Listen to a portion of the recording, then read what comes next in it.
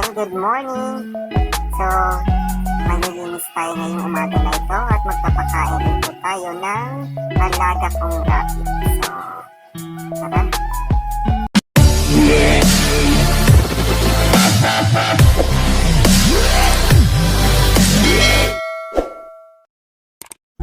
For today's video, maglilinis po tayo at magpapakain din po ng rabbit at magdidilig din po ng halaman dahil nakahapon pagtingin ko napakakalat na po ng kulungan ng rabbit at the same time so nakabili rin po sa atin ng pagkain po para sa mga rabbit. So ayan, pakainin po natin. So ang ginagawa ko po ay nililinis ko muna yung kanilang pagkain, yung gulay po na dinala po ni ate galing po sa palengke para po malinis pong kainin ng ating mga rabbit. Kailangan talagang linisin dahil yan po ay tira-tira na lamang po sa palengke. So yan ay hiningi ni ate at napakarami pong dumi. So hindi po pwedeng pakain natin sa ating mga rabbit dahil baka sila po ay malalason kung ano man po ang mga na nakahalo po dyan sa mga gulay na iyan.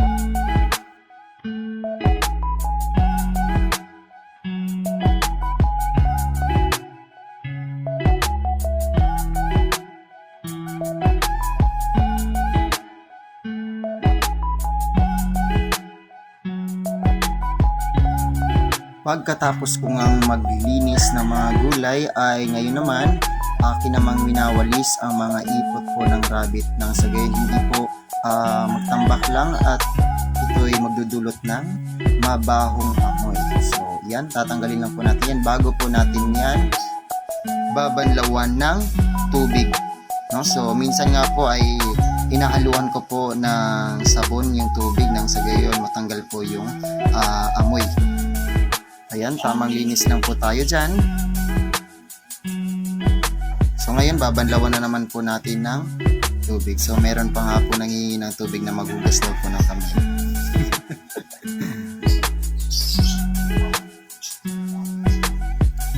So nililinisan ko lamang yan. Minsan po ay sa isang linggo, isang beses.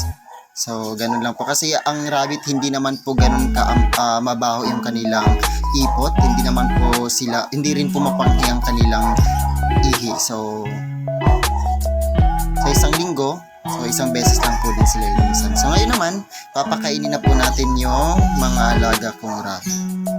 Ayan, so malakas po silang kumain ng gulay. Minsan po kasi bumibili po ako ng pagkain po talaga nila, yung parang feeds po na pinapakain nila. Pero kung wala po ay gulay po ang pinapakain dahil mas paborito po nila ang gulay. Minsan binibilhan po ng kangkong, minsan binibilhan din po ng carrots po. So, dahil yan lang po ang available, so yan lang po ang ating ipapakain sa kanila.